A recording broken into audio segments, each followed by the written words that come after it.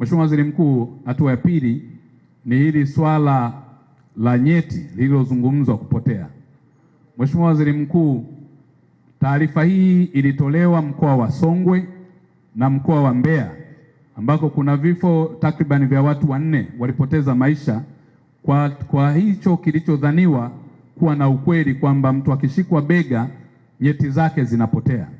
Mheshimiwa Waziri Mkuu, jambo hili tulilifanyia uchunguzi wa kina kupitia Jeshi la Polisi na IGP alifanya kazi hiyo mara moja nilivyowasiliana naye, na hatimaye baada ya kufanya uchunguzi, kila aliyepewa shutuma ya kwamba au aliyeshutumu kwamba nyeti zake zimepotea, Jeshi la Polisi lilifika pale na kuwachukua hao wahusika au wahanga na kuwapeleka kwenye vyumba maalum kufanya ukaguzi.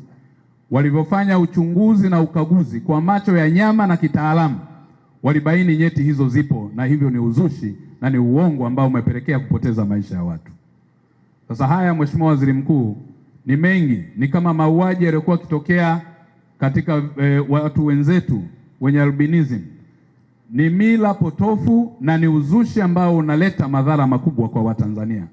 Mheshimiwa Waziri Mkuu, wapo watu wenye albinism waliopoteza maisha yao kwa kuamini kwamba ukiwachanja aidha viungo vyao au kuchukua uhai wao, na baadaye unaweza ukapata nafasi za kibiashara, kufanikiwa zaidi au kushinda kwenye uchaguzi. Sisi wote ambao tumeingia kwenye siasa, hakuna aliyeweza kushinda kwa viungo hivyo, na kama ingekuwa hivyo basi wote wangekuwa wabunge na wangekuwa katika nafasi za uongozi. Ni uzushi ambao tunahitaji kuukemea kwa sura zote za kidini, kimila, lakini pia kwa vyombo vya ulinzi na usalama na kusimamia sheria.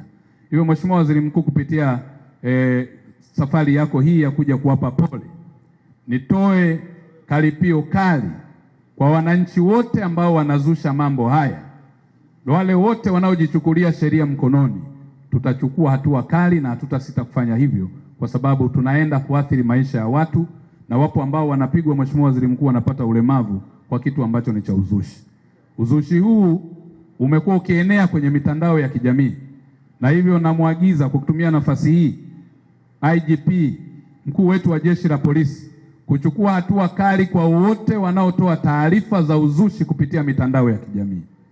Iwe taarifa za uzushi kuhusu viongozi, iwe taarifa za uzushi kuhusu taarifa za kiuchumi, iwe taarifa za uzushi zisizotafitiwa na zinazopelekea kuvunja amani yetu, kuondoa ushirikiano wetu, usalama wetu na mshikamano wa Watanzania.